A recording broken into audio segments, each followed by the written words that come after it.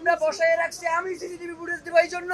শহীদ ওসমান হাদির গুলিবিদ্ধ হওয়ার সময়, গুলিবিদ্ধ হওয়ার দিন রাত 12টায় আমাকে ফোন করে বলে যে শহীদ ওসমান হাদি যেখানে গুলিবিদ্ধ হয়েছে সেটার সিসি ফুটেজ আমি তার দিতে পারবো কিনা। তাইলে ওর কাজটা কি, ও কি করবে? ও তদন্ত সংস্থা কিসের জন্য ওইখানে বসে আছে? ওর এক ট্যাক্সের টাকা দিয়ে কি আমরা বসায় রাখছি, আমি সিসিটিভি ফুটেজ দিব এই জন্য?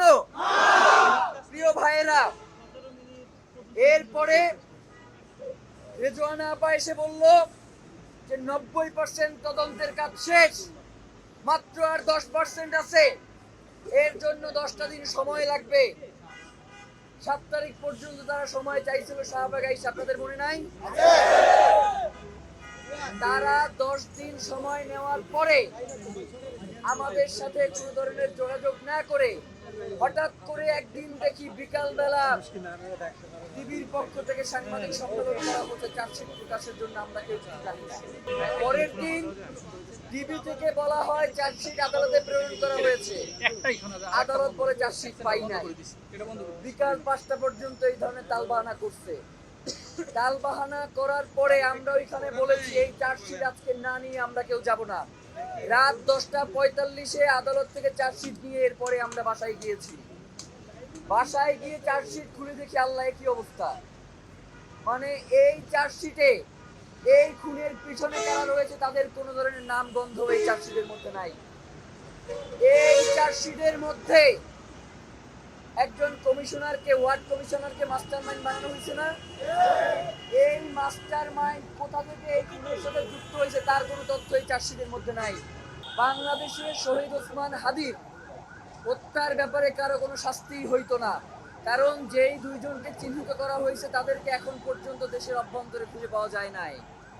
তার মানে সরকার পুরো বিষয়টাকে ধামাচাপা দিয়ে দিত।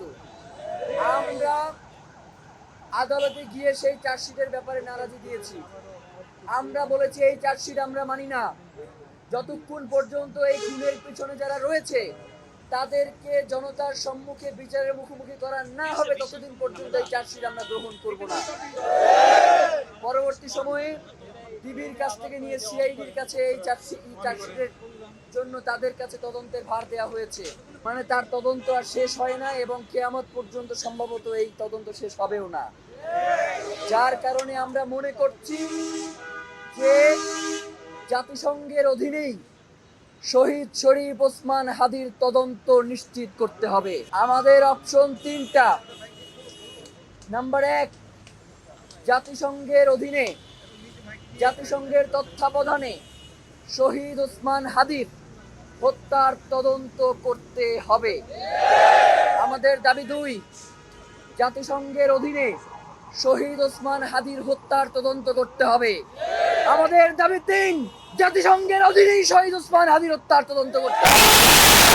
বাইরে আমাদের কোনো দাবি নাই।